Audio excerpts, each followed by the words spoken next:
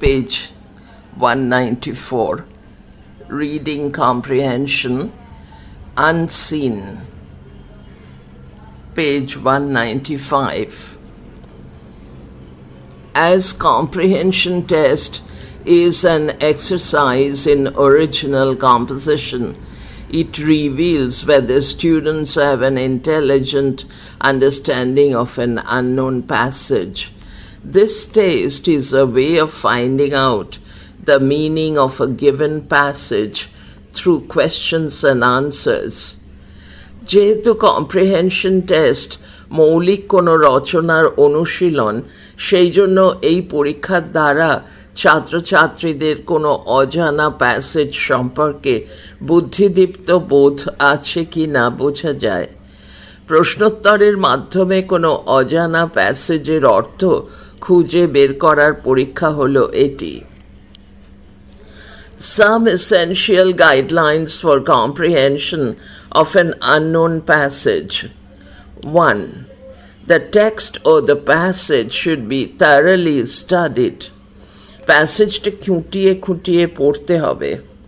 2. Read the passage several times if needed. One can read the passage quickly to have an idea of the whole passage. But hasty reading leads one to misunderstanding of the meaning. Thus, intensive reading is always helpful in grasping the meaning. প্রয়োজন বোধে প্যাসেজটা একাধিকবার পড়তে হবে। একজন সমগ্র প্যাসেজের অর্থ বুঝতে খুব দ্রুত পড়তে পারে, কিন্তু তাড়াহুড়ো করে পড়লে অর্থের ভুল ধারণা হয়ে যেতে পারে। সেই জন্য গভীর মনোযোগ সহকারে পড়া সবসময় সঠিক অর্থ বুঝতে সাহায্য করে। 3. Try to understand the meanings of the words or phrases which are unknown to you by relating to the context where the words or phrases occur. যদি কোনো শব্দ বা বাক্যাংশের অর্থ অজানা থাকে, তাহলে পরিপ্রেক্ষিত বিচার করে শব্দ বা বাক্যাংশের অর্থ অনুধাবন করার চেষ্টা করা যেতে পারে। 4. MCQ type questions require a sound understanding of the text. Be careful to read even the smallest information given in the text. Such questions may also test your vocabulary. MCQ ধরনের প্রশ্নের জন্য প্যাসেজটিকে খুব ভালো করে অনুধাবন করা আবশ্যক। এমনকি ক্ষুদ্রাতি ক্ষুদ্র তথ্যগুলিও মনোযোগ সহকারে পড়া দরকার। এমসিকিউ এর প্রশ্ন তোমার ভোকাবুলারি বা শব্দভাণ্ডারের পরীক্ষাও হতে পারে। 5. All the answers should be deduced from the passage itself. সমস্ত উত্তরই প্যাসেজের মধ্যে থাকা তথ্যের ভিত্তিতে হবে। 6. Passages may be of different types: descriptive, narrative, or reflective. The answers are all given in the passage. So read the passage carefully and try to select the answers one by one. প্যাসেজগুলি বর্ণনামূলক, গঠনমূলক বা চিন্তামূলক বিভিন্ন প্রকারের হতে পারে। সমস্ত উত্তরই প্যাসেজে দেওয়া আছে, তাই মনোযোগ সহকারে প্যাসেজটি পড়ে উত্তরগুলি এক এক করে চিহ্নিত করার চেষ্টা করতে হবে। 7. Your ability of comprehending a passage can be improved by the reading of newspapers, magazines, or storybooks. You should consult a dictionary while doing so because that will improve your vocabulary. কোনো প্যাসেজকে অনুধাবন করার ক্ষমতা বাড়াতে গেলে সংবাদপত্র, পত্রপত্রিকা বা গল্পের বই পড়ার অভ্যাস বাড়াতে হবে। এই কাজের সময় ডিকশনারি ব্যবহার করা উচিত, কারণ এর ফলে তোমার শব্দভাণ্ডার আরও সমৃদ্ধ হবে। 8. Practice is a must for improving your comprehension skills. One should remember that practice makes a man perfect. বোধ পরীক্ষণে দক্ষতা বাড়ানোর জন্য নিবিড় অনুশীলনের প্রয়োজন। মনে রাখা উচিত, অনুশীলনই মানুষকে নিখুঁত হতে সাহায্য করে। Worked out examples. Passage 1. Read the following passage and answer the questions. Historically, the conservation movement has paid relatively little attention to rivers. Various types of wetlands are very well represented in protected areas, but rivers themselves are hard to conserve in this way, not least because they are often focus of so much human activity. Yet rivers are of huge importance for the biodiversity they hold and the ecosystem services they deliver. Rivers can also be places of great beauty and enjoyment. Walking into a crystal clear trout stream in early summer, teeming with life, is a wonderful, enriching experience. Paragraph. Rivers in the United Kingdom and the Republic of Ireland have been subject to multiple threats over many centuries. Weirs, WEIRS, dams and other barriers have broken the migratory routes of a number of once common species and reduced connectivity along the length of most of our rivers. The loss of catchment forests has increased the risk of seasonal flooding and various forms of water management. Bracket opens, such as straightening watercourses and the prevention of the lateral movements of river channels, bracket closes, have disrupted natural flooding regimes and broken connectivity within floodplain ecosystems. Page 196. Added to this pollution of various types from pesticides, herbicides, fertilizers, industrial and household waste, and the like, have turned some rivers into sewers largely devoid of life.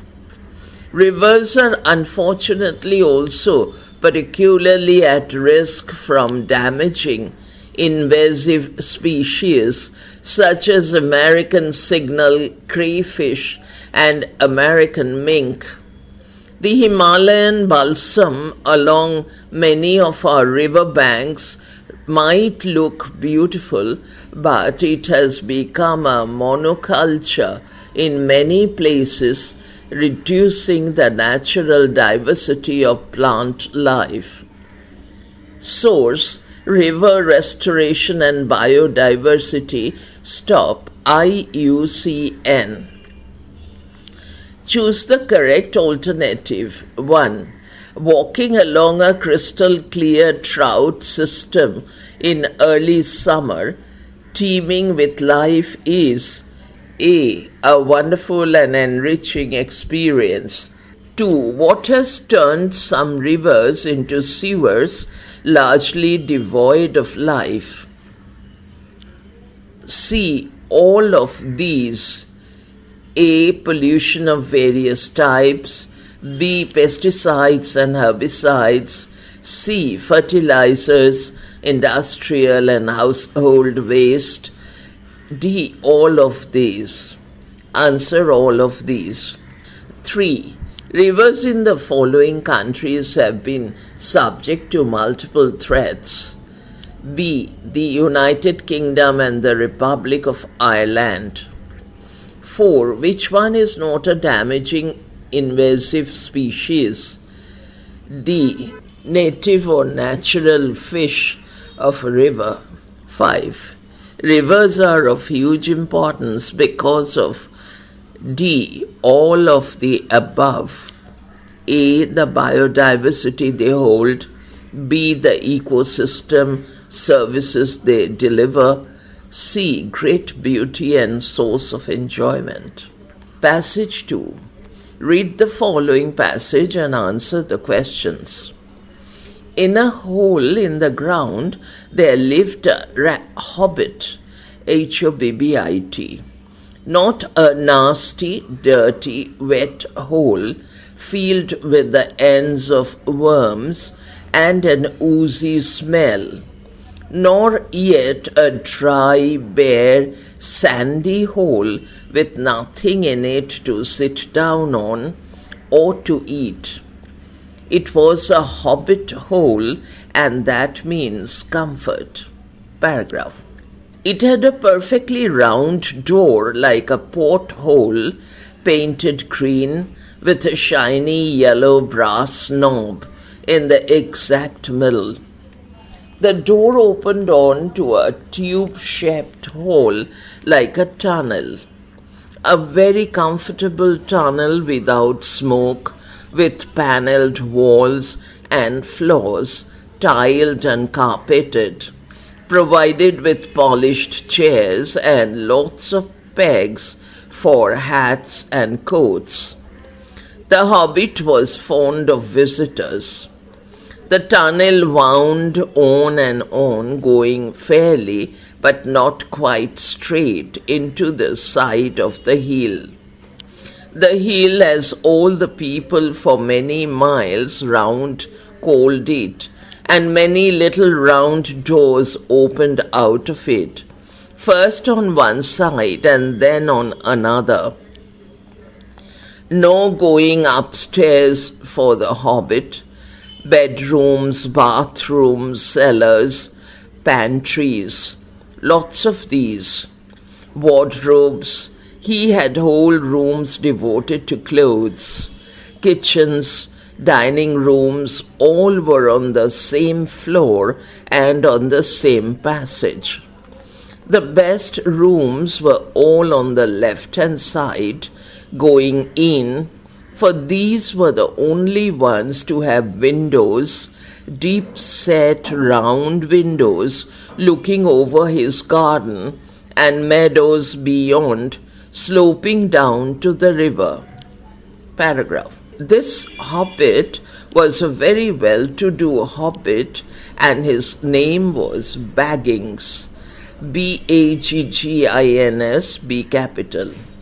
The Baggins had lived in the neighborhood of the hill for time out of mind, and people considered them very respectable, not only because most of them were rich, but also because they never had any adventures or did anything unexpected. You could tell what a Baggins would say on any questions without the bother of asking him. This is a story of how a Baggins had an adventure and found himself doing and saying things altogether unexpected. He may have lost the neighbor's respect, but he gained, well, you will see whether he gained anything in the end. Source: J.R.R. Tolkien. Hobbit. Choose the correct alternative. 1. A hobbit hole stands for D. Comfort. 2. People considered Baggins very respectable because D. All of the above. A. Most of them were rich. B. They never had any adventures. C. They never did anything unexpected. 3. In hobbit hole bedrooms, bathrooms, cellars, pantries, lots of these, wardrobes, kitchens and dining rooms are. C. on the same floor and on the same passage. 4. The best rooms were all on A, the left-hand side. 5. Which one is not true? D. The hobbit was not fond of visitors. Passage 3, page 197. Read the following passage and answer the questions. People came to him when the patient was on his last legs. Dr. Raman often burst out, quote, "Why couldn't you have come a day earlier?" Unquote. The reason was the obvious visiting fee of 25 rupees, and more than that, people like to shrink the fact that the time had come to call in Dr. Raman. For them, there was something ominous in the very association. As a result, when the big man came on the scene, it was always a quick decision, one way or another.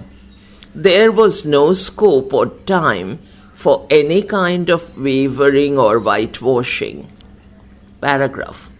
Long years of practice of this kind had bred in the doctor a certain curt truthfulness. For that very reason, his opinion was valued. He was not a mere doctor expressing an opinion, but a judge pronouncing a verdict. The patient's life hung on his words. This never unduly worried Dr. Raman. He never believed that agreeable words ever saved lives. He did not think it was any of his business to provide comforting lies when, as a matter of course, nature would tell them the truth in a few hours. However, when he glimpsed the faintest sign of hope, he rolled up his sleeve and stepped into the arena. It might be hours or days, but he never withdrew till he wrestled the prize from Yama's hands. Arkinarayan, the doctor's word.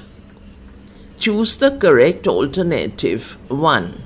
When the doctor glimpsed the faintest sign of hope. B. He rolled up his sleeve and stepped into the arena. 2. The opinion of the doctor was valued because C. expressed his opinion like a judge pronouncing his verdict. 3. Dr. Raman believed that A. agreeable words never saved lives. 4. People came to Dr. Raman when the patient D. was on his last leg. 5. People could not go to the doctor earlier because A. the visiting fee was 25 rupees. Passage 4. Read the following passage and answer the questions. After fighting against bondage for years, I am now a slave. I have a telephone. Although the advantages are many, it means that I have lost the purest and rarest of life's pleasures, which was to ring up from a 3p in the slot call office, as I continually had to do, and not be asked for the money. This in many years has happened to me twice, and only last week I met a very rich man who is normally of a gloomy cast, across whose features played a smile brilliant with triumph, for it also had just happened to him. Paragraph. On the other hand, through having a telephone of my own, I now escape one of the commonest and most tiresome of life's irritations, which is to wait outside one of these call offices while the person inside is carrying on a conversation that is not only unnecessary and frivolous, but unending. In London, these offices are used both by men and women, but in the suburbs by women only, who may be thought to be romantically engaged, but really reminding their husbands not to forget the fish. The possession of a telephone of one's own, however, does not, in an imperfect world, put an end to the ordeal of waiting. E. V. Lucas, Telephonics. Choose the correct alternative. 1. The possession of a telephone made the narrator C. a slave. 2. The opinion of the doctor was valued because C. expressed his opinion like a judge pronouncing his verdict. 3. Dr. Raman believed that A. agreeable words never saved lives. 4. People came to Dr. Raman when the patient D. was on his last leg. 5. People could not go to the doctor earlier because A. the visiting fee. Choose the correct alternative. 1. The possession of a telephone made the narrator C. a slave. 2. In the suburbs, telephones are used by B. only women. 3. The narrator lost the purest and rarest of life's pleasures, D. when he had a telephone. 4. Having a telephone of his own, the narrator, C. no longer waits outside a call office. 5. According to the narrator, one of the commonest and most tiresome irritations was B. to wait outside while the person inside is engaged in unending conversation. Page 198.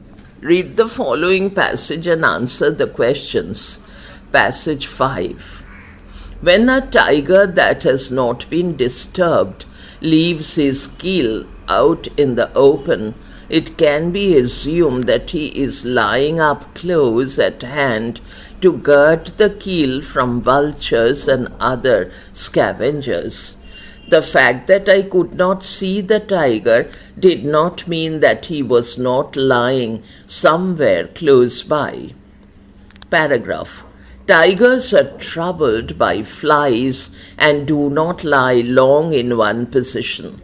So I decided to remain where I was and watch for movement. But hardly had I come to this decision when I felt an irritation in my throat. I had not quite recovered from my attack of laryngitis, and the irritation grew rapidly worse until it became imperative for me cough. The usual methods one employs on these occasions, whether in church or the jungle, such as holding the breath and swallowing hard, gave no relief. It became a case of cough or burst, and in desperation I tried to relieve my throat by giving the alarm call of the langur. Sounds are difficult to translate into words, and for those of you who are not acquainted with our jungles, I would try to describe the alarm call, which can be heard for half a mile. It is cock, cock, cock, repeated again and again at short intervals, not ending up with kokor. All langurs do not call the tigers, but the ones in our hills certainly do. As the tiger had probably heard the call every day of his life, it was the one sound I could make to which he would not pay the slightest attention. My rendering of the call in this emergency did not sound very convincing, but it had the desired effect of removing the irritation from my throat. Jim Corbett, the end of the Mohon man-eater. Choose the correct alternative. 1. A tiger leaves his keel out in the pen when B. He takes rest. Answer is D. He has not been disturbed. 2. When a tiger leaves his keel open, it can be assumed that B. The tiger is lying somewhere nearby. 3. Tigers do not lie long in one position because A. They are troubled by flies. 4. When the narrator decided to wait and watch for movement of the tiger, he felt B. An irritation in his throat. 5. The narrator tried to conceal his cough by A. Holding the breath and swallowing. I repeat, answer C. Giving the alarm call of the langur. Passage 6. Read the following passage and answer the questions. Dear boy, though I employ so much of my time in writing to you, I confess I have often my doubts whether it is to any purpose. I know how unwelcome advice generally is. I know that those who want it most like it and follow it least. And I know too that the advice of parents more particularly is ascribed to the moroseness, the imperiousness, or the garrulity of old age. But then, on the other hand, I flatter myself that as your own reason, though too young as yet to suggest much to you of itself, is however strong enough to enable you both to judge of and receive plain truths. I flatter myself, I say, that your own reason, young as it is, must tell you that I can have no interest but yours in the advice I give you, and that consequently you will at least weigh and consider it well, in which case some of it will, I have its effect. Do not think that I mean to dictate as a parent. I only mean to advise as a friend and an indulgent one too. And do not apprehend that I mean to check your pleasures, of which, on the contrary, I only desire to guide, not to censor. Let my experience supply your want of it, and clear your way in the progress of your youth of those thorns and briars which scratched and disfigured me in the course of mine. I do not therefore so much as hint to you how absolutely dependent you are upon me, that you neither have nor can have a shilling in the world but from me, and that as I have no womanish weakness for your person, your merit must and will be the only measure of my kindness.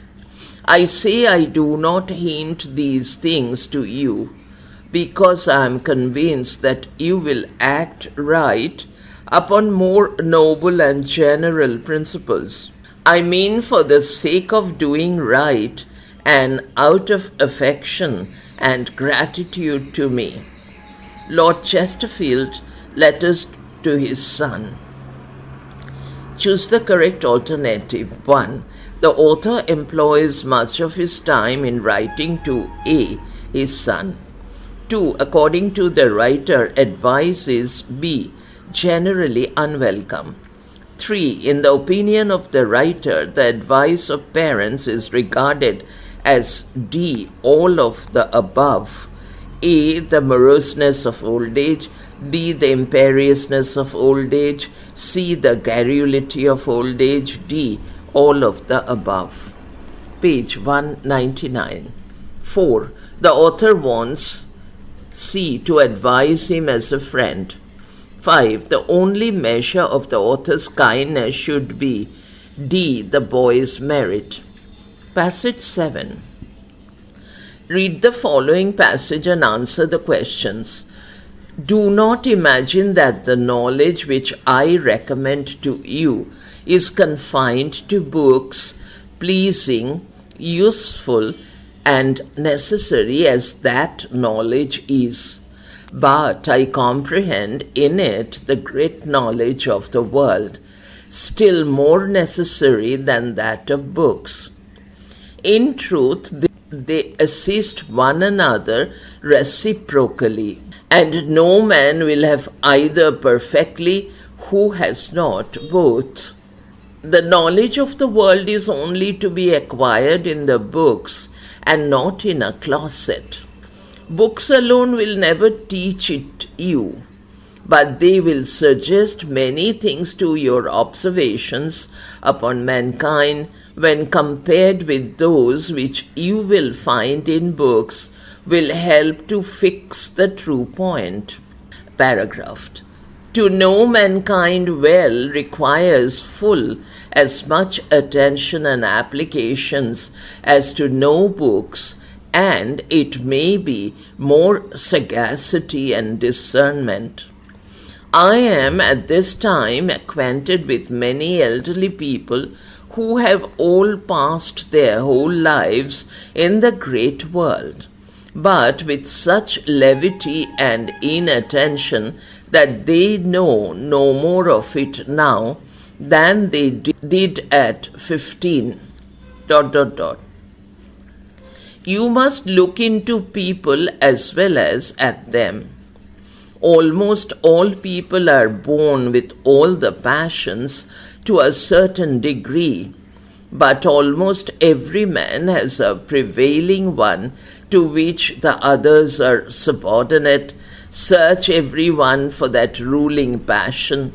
Pry into the recesses of his heart and observe the different workings of the same passion in different people.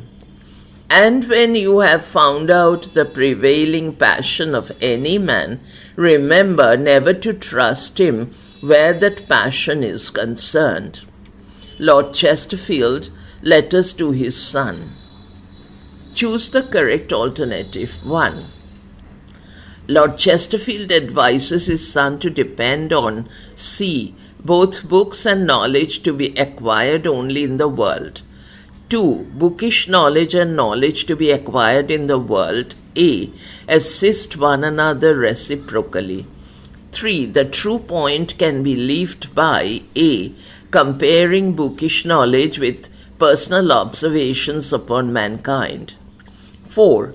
Chesterfield advises his son to D. Look into people as well as look at them. 5. Which one is false? A. All people are born with same degree of all the passions. Passage 8. Read the following passage and answer the questions. I remember vividly that evening in Calcutta when the fairy story began. The rain and the storm had been incessant. The whole of the city was flooded. The water was knee-deep in our lane. I had a straining hope, which was almost a certainty, that my tutor would be prevented from coming that evening.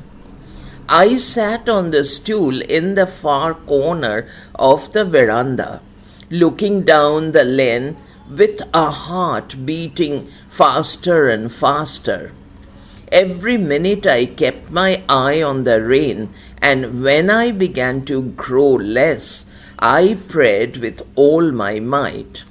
Colon quotation opens, please God, send some more rain till 7:30 is over. Full stop, unquote. For I was quite ready to believe that was no other need for rain except to protect one helpless boy one evening in one corner of Calcutta from the deadly clutches of his tutor. Paragraph. If not in answer to my prayer, at any rate, according to some grosser law of physical nature, the rain did not give up. But alas, nor did my teacher. Exactly to the minute, in the bend of the lane, I saw his approaching umbrella.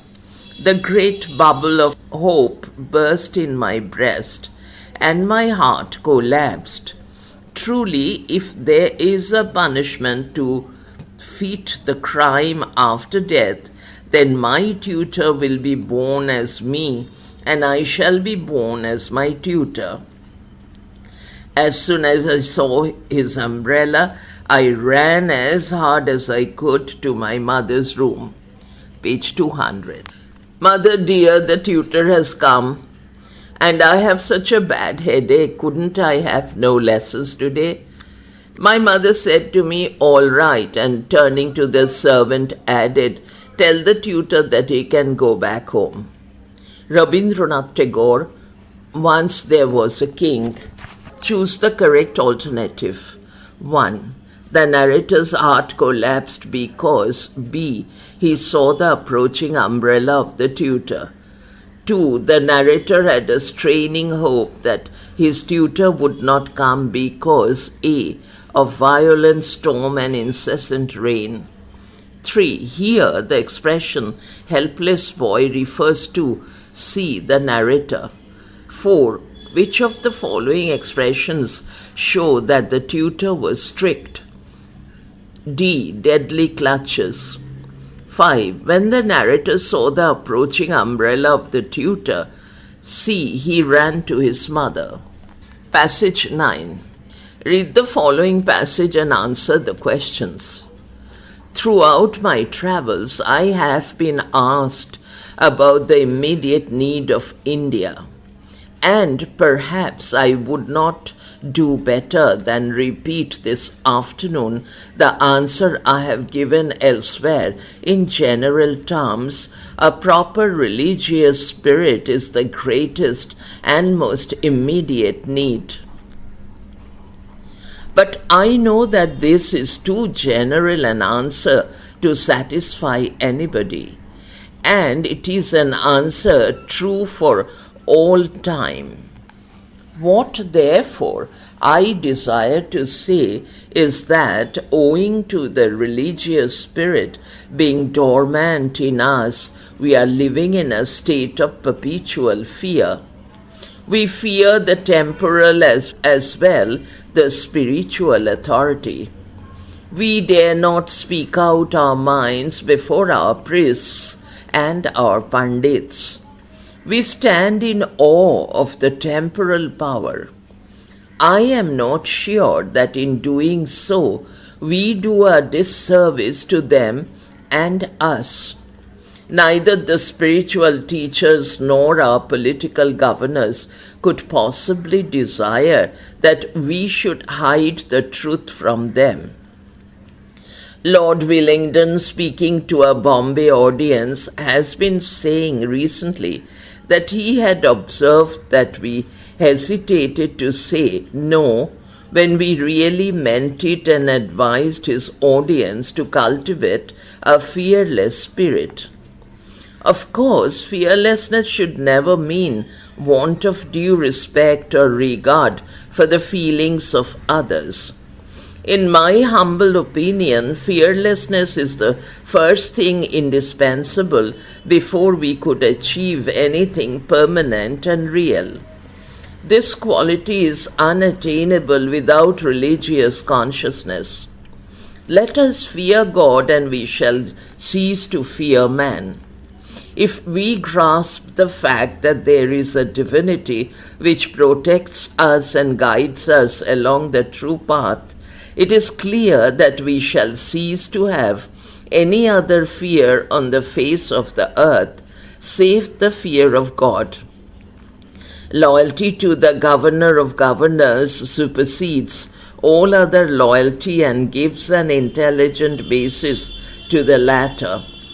M.K. Gandhi, The Need for Religion. Choose the correct alternative. 1.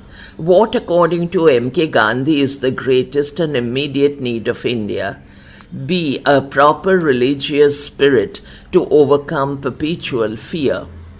2. What is the first thing indispensable before we could achieve anything permanent and real? D. A true religious consciousness. 3. Lord Willingdon advised his audience to A. Cultivate a fearless spirit. 4. Gandhiji thinks that his answer may not satisfy all, but it is A. True for all time. 5. According to Mahatma Gandhi, we fear D. The temporal as well as the spiritual authority. Passage 10.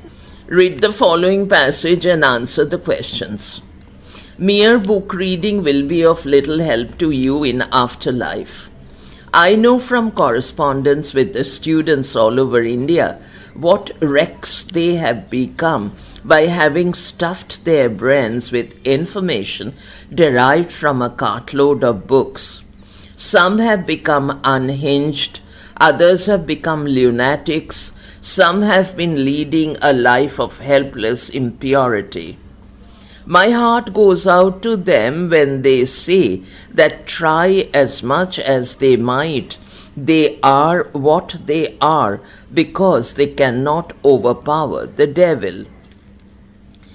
Tell us, they plaintively ask, how to get rid of the devil, how to get rid of the impurity that has seized us. When I ask them to take Rama Nama and kneel before God and seek His help, they come to me and say, we do not know where God is. We do not know what it is to pray. Page 201. That is the state to which they have been reduced. I have therefore been asking the students to be on their guard not to read all the literature that is within their reach, and I asked their teachers to cultivate their hearts and establish with the students a heart contact. I have felt the teacher's work lies more outside than inside the lecture room. In this work-a-day life, where teachers and professors work for the wages they get, they have no time to give to the students outside the classroom. And that is the greatest stumbling block in the development of the life and character of students today. But unless teachers are prepared to give all their time outside the classroom to their students, not much can be done. Let them fashion their hearts rather than their brains. M.K. Gandhi, The Need for Religion. Choose the correct alternative. 1. According to M.K. Gandhi, C. Only books are of little value in afterlife. 2. M.K. Gandhi urges the teachers to D. Train the hearts rather than the brains of the learners. 3. Only bookish knowledge can lead people to C. A life of helpless. D. All of the above. A. A lunatic life. B. Be unhinged. C. A life of helpless impurity. D. All of the above. 4. People who acquire only bookish knowledge fail to understand B. How to pray and get rid of the devil. 5. What, according to M.K. Gandhi, is the greatest stumbling block in the development of the life and character of students today? C. Teachers have no time to give to the students outside the classroom. Passage 11. Read the following passage and answer the questions. On 30 September 2001, I was on my way to Bokaro from Ranchi in Jharkhand when the helicopter carrying me crashed moments before landing. It hit the earth with a thud after its engine failed. All of us on board had a miraculous escape. Grateful to God but unfazed by the accident, I went ahead with my scheduled program of addressing the students in Bokaro. At night, however, a panel of doctors persuaded me to take a tranquilizer to alleviate my perceived shock. The drug made me sleep hours ahead of my usual time, 1 a.m. I also failed to rise at my usual 6 a.m. and woke up only after 8 o'clock. Paragraph.